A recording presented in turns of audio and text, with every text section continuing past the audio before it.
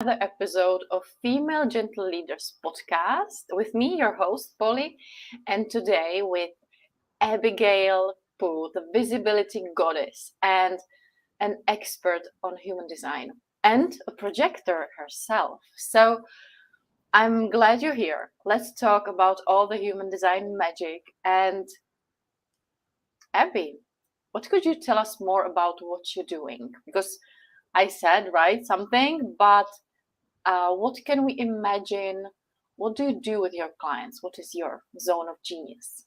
Yeah, absolutely. I'd love to share. And Polly, thank you so much for having me on. It's so lovely to be in your energy today. And I do feel that we're very aligned in terms of the way that we look at work, because I don't believe that you need to hustle and work hard to grow a successful business. So that's one of the things that I help my clients with. So I am a human design leadership guide. I work with female founders, CEOs, and their teams, and I help them to align their business strategy to their human design so that they can grow their business with ease and flow. I believe that the world needs more fully expressed, fully visible, empowered, wealthy women. So I'm doing my bit over here to ensure that. But I truly believe that, based on my own experience, really, of when I started my business 7 years ago, the early years of my business, it was very, very difficult for me to create any type of success. I'd come out of corporate. I'd had a very, very successful spell in corporate where I was hustling, I was working hard, I was very, very successful, but it was in detriment to my own health and well-being. And I was completely masking because I was being the leader that they wanted me to be instead of the leader that I actually am. And then when I came out of corporate, I started to build my business in the same way. And I was also investing in incredible guides and teachers, actually, who with the best intentions were also showing me how to build business through initiating, hustling, hard work. And it didn't feel right for me. And I was comparing myself to everyone else that was rocking it, and I just wasn't. And it was only really when I learned about my human design and as a projector, I'm not here to work hard. I'm not here to hustle. I'm not here to initiate. I'm here to be a guide, and I'm here to use my energy wisely and only say yes to the invitations that I'm accepted into, where I'm really seen and appreciated. That's when my world started to change. And that's why when I was like, right, human design, that's it for me. So I work with all human design energies. I have lots of different types of clients, lots of different human design, but me, myself, I'm an emotional 4/6 projector. I'm very, very proud of it. And all of my work is aligned to that. Yeah, I myself, I just love human design. And for me, it was similar like for you. I only saw building business through hustle. So I burned out, I hustled more. I tried to find a way out. For me, it was energy. And the human design was another piece of the puzzle. And I'm a 3/5 generator, so I'm quite different, right, from Yes. you. Yeah. But when I found out who I am, what I am in the human design world, everything clicked together. Because sometimes I feel that people are afraid of anything that will tell them what they are, anything that will put them in a box. And sometimes I heard that even about human design. So can you explain us more how not to be afraid of that? Yeah, absolutely. And I've heard that about human design as well. And whenever I'm presented with that, I always joke that I was brought up in a religious cult. And I left that religious cult when I was 16. No one puts me in a box. I was put in the box for the first 16 years of my life. So human design does not put you in a box, but what it does is it suggests strategies for you to follow.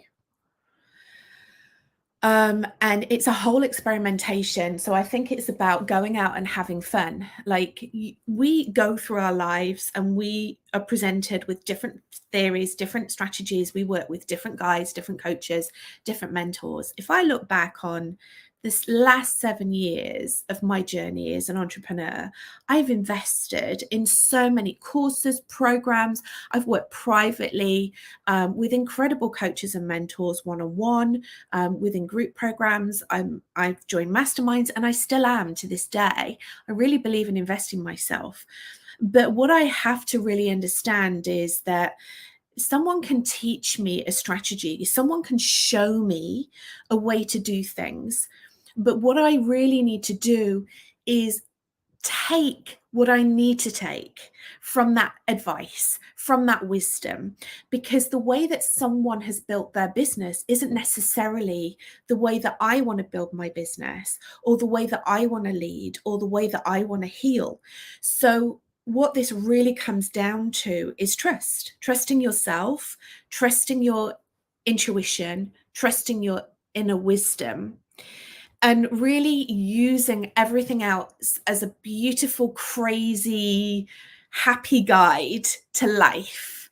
And you can do the same with human design. So I never ever say to anyone, this is the way you need to do things from now on. I'm like, don't believe anything that I say. Like, this is your design. If you play and experiment with these things, just watch and see how things show up differently for you. And if things do show up differently for you, then take that strategy and run with it. And if they don't, then it's fine. Like, it's absolutely fine. You don't have to follow it to a T. But what I love about human design is it teaches us and it shows us and encourages us to drop out of our heads where the monkey brain chatter is, where the fear is, where we are trying to pick at every single piece of information that we have and weigh up the pros and cons and make decisions based on guessing, and really drop into our body and use our body as a decision-making tool. And this is what I love so much about your work, Poli, and all of us that are really taking this slower approach to building business. This is a more like feminine, receiving kind of way, because we're stepping away from the busy. We're stepping away from the busy, and that can be very confronting, because busyness we can be addicted to busyness because it stops us from facing ourselves. But when we actually face ourselves and we step out of that busyness, we can actually start to listen to our body. And our body is highly intuitive, and especially as women, we have this incredible wisdom. If we listen to ourselves, we can use that. So we need to trust ourselves, really. And when we trust ourselves, we'll never be in a box, ever.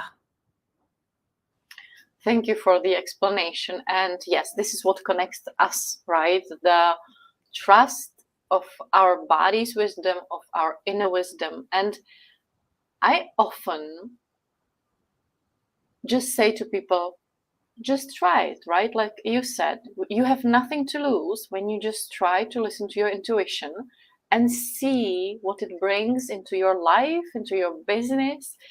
But still, what is it? Can you describe it? Like, why? Because I see it. I see the questions like, why or how the body can know what's coming. It's just a question that popped in my mind, and I believe that you might have an answer for that. I do. Well, human design has an answer, and I'm just channeling the message, right? So human design, or another thing that it teaches us, is our inner authority. And basically what that means is how we use our body to make decisions. And we human design is the science of differentiation. So no one is the same. Everyone is completely different, but there are different inner authorities where we can start to play with it again, play and experiment, and really tune into our bodies to make decisions. So, it might be like a sacral, like yes or no. Some people like really respond to their body, like leaning forward or leaning back, or some kind of like response into your body, maybe like a leap, like in your belly, or a feeling in your heart. I'm like dancing. Yeah, I'm the sacred. So I'm like dancing, or no way. So that's really clear to you. Now you can trust yourself There are some people who have a splenic hit. They can make their decision in the moment, but actually it's a very quiet voice. So they need to get used to or be very aware of that voice. Some people are like their inner authority is completely environmental. So actually what they need to do is they need to go and bounce ideas off people to be able to make decisions, not to be led by those people. Those people don't make a decision, but they can kind of like feel into, oh yeah, that feels really juicy. Oh no, I don't like that. Oh yes, I really love this. The majority of the the majority of the population have got a sacral, because the majority of the population are sacral beings like yourself, generators, manifesting generators. Me personally, I have an emotional response. So I'm an emotional being. I have an emotional roller coaster that goes up and down. And it's really important for me not to make decisions when I'm at the very top of the roller coaster or the bottom of the roller coaster. So actually, when I'm feeling very little nervousness, so sometimes I can get really excited about things and carried away and say yes, and then I regret it a few days later, right? So this has really served me well, because it means that I am only saying yes to as a projector, the invitations that come in for me. So the way that I make a decision is I am invited into things, and then I wait until there's very little nervousness in my body. And then I can really feel into it and go, okay, does this person really appreciate me? Does this person really see me? And if I feel that, then I can then step into it. It's just little nuances and it takes some time, but it's really so good. And it saved me from saying yes to so many things that really I'm glad that I didn't say yes to. Yes, these authorities, for me, it was, as I said, right, it was a confirmation of, yes, what I'm feeling is true and I can trust it.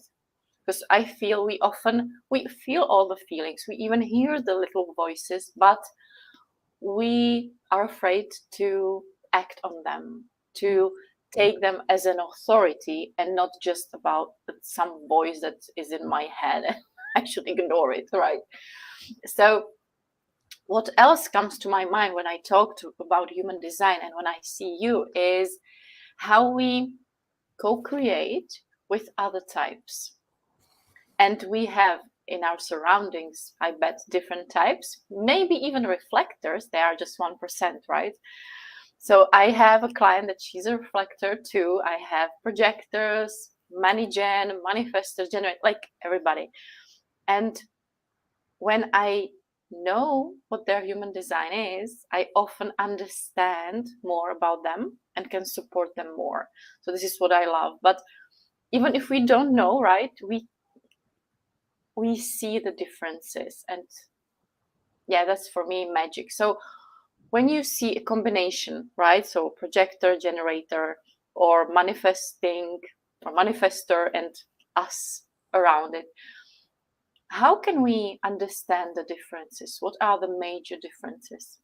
Yeah, I think for someone like yourself who, you're very connected to your intuition, to your body, you've done a lot of work, you're very open and conscious. I think what human design does very often is it validates, like you said, what we already know about ourselves, but what an empowering validation. And then you can kind of sense into, oh, this person's like this person's like that. And again, knowing about their human design, it just validates really what you feel, that inner intuition about them. And as you know, business is all about relationships. It's about building relationships with your clients, with your co-creators, with your collaborators, with your communities. And human design really helps you to be able to build these incredible relationships.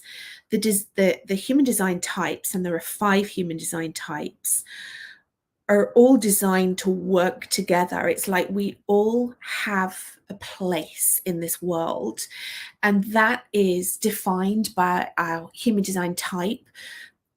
which is obviously the generators, manifesting generators, the projectors, the manifestors, and the beautiful reflectors. And how amazing that you've got a reflector for your client, because they are truly the unicorns and only 1% of the population. But oh my goodness, how just amazing they are.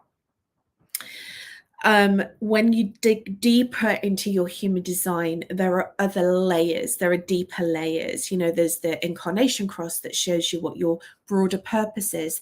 There's your profile, which really shows you like the role that you have to kind of play in that purpose. It's really, really interesting.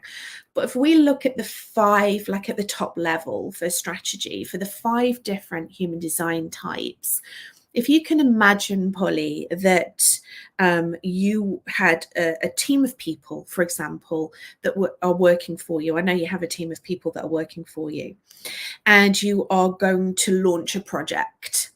Okay, what you do is you look at the strengths of the different human design types and their energies, and then you align the roles and the tasks to that. So I always talk about if you were in a project. If I was like launching a project, I would put the manifestor would be the one that would get the ball rolling. So the manifestor is the only human design type to initiate.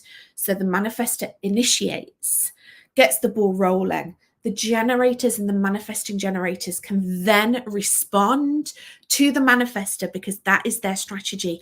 And then they project manage it.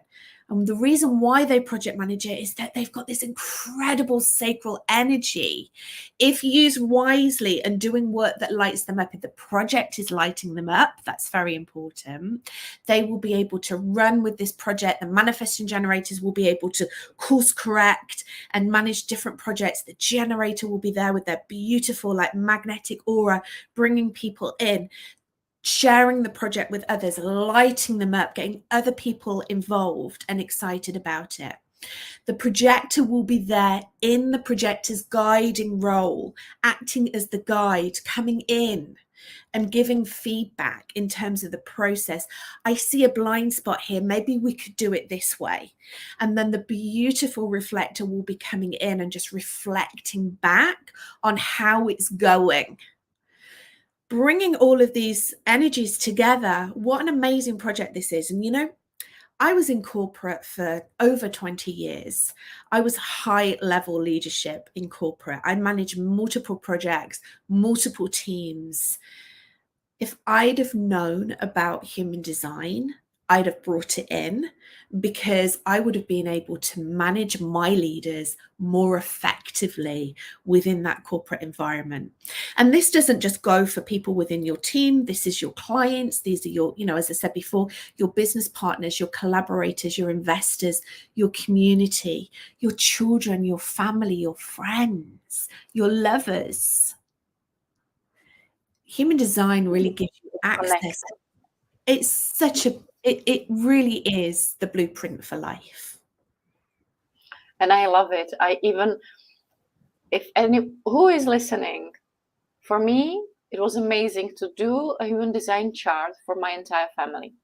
For me, my husband, and our children. And we talked about it with Abby in Valencia because it's amazing to see what our children are and how we can support them already now when they are little to really living in their authority and believing in themselves. So this is, for me, it was amazing. And Abby, you as a projector, yeah, I always see some projectors really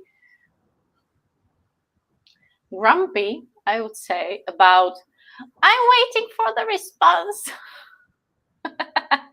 And I always tell them, it's not like that, right?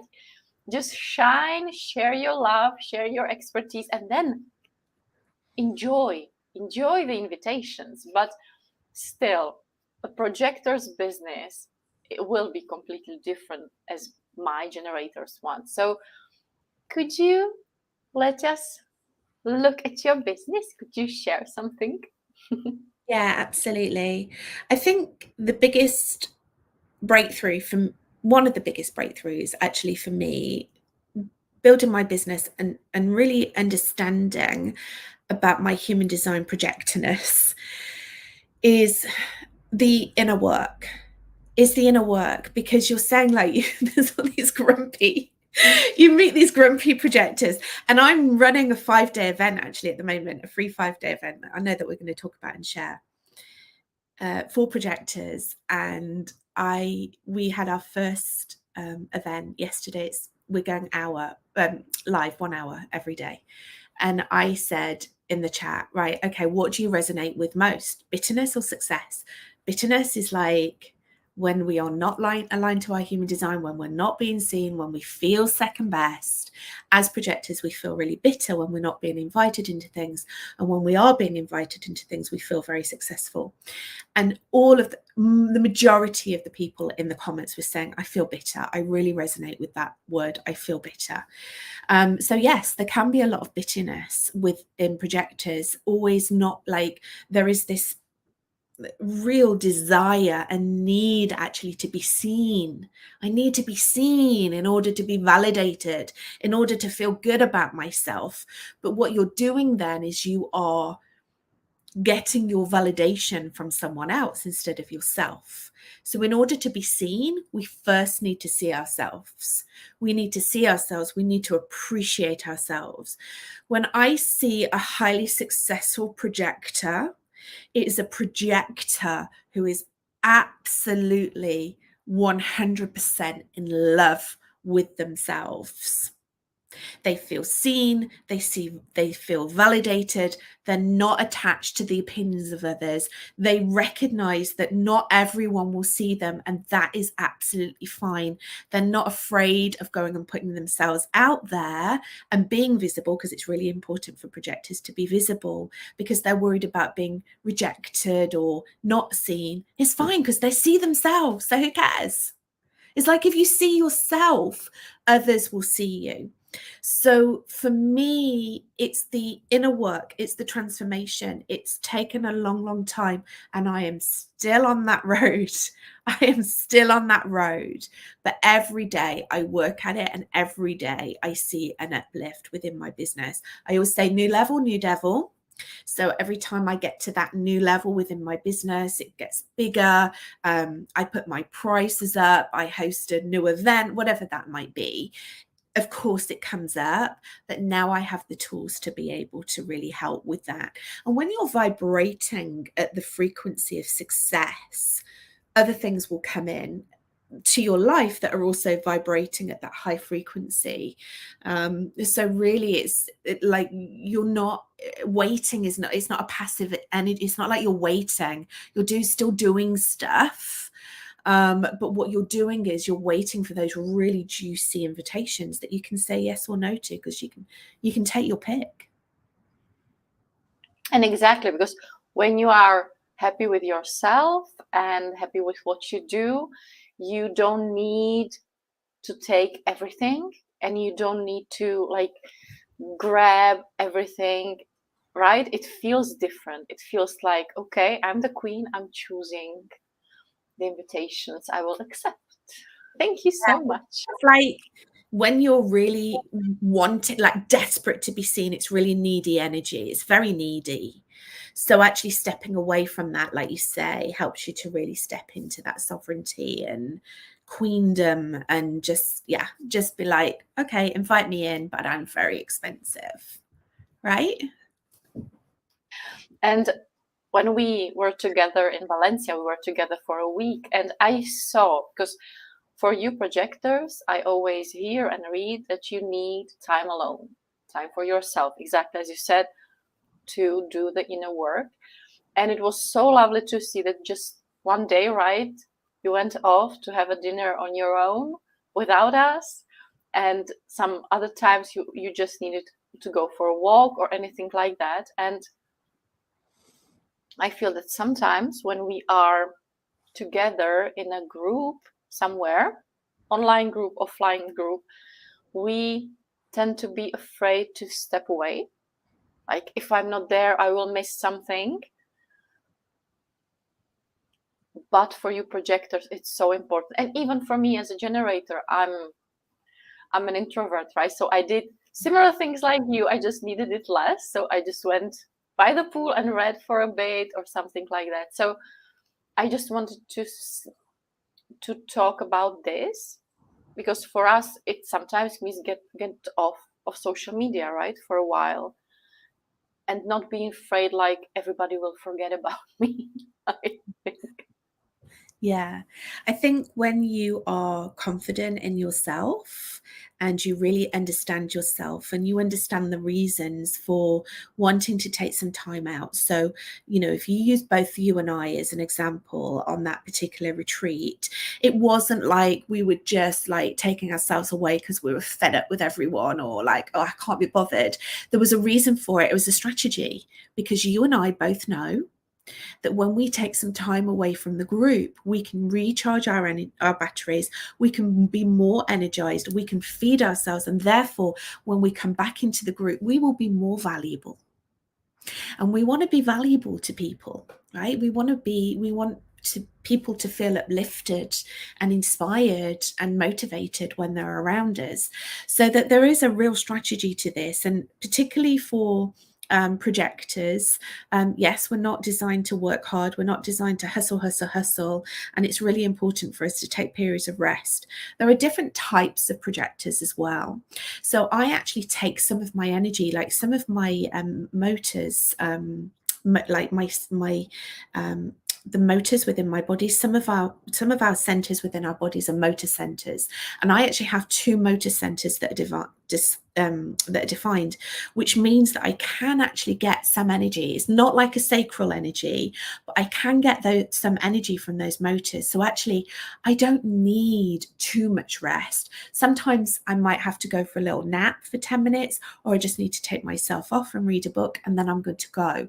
Some projectors that I work with have no sacral motors, and they are classic projectors, and they get very burnt out very easily. So again, I think it's really understanding your type, how you are designed to rest, and then use that. Like, one of the things that I always say to my projector clients is to go to bed early. Go to bed before you're tired. Go to bed before you're tired, read a book, and then you can fall to sleep naturally. I live with a generator, and I can be very easily persuaded by his generator motor, right? His sacral motor. I can be like, FOMO, I need to stay up. And then I feel ill because I'm so tired. So I've learned from that.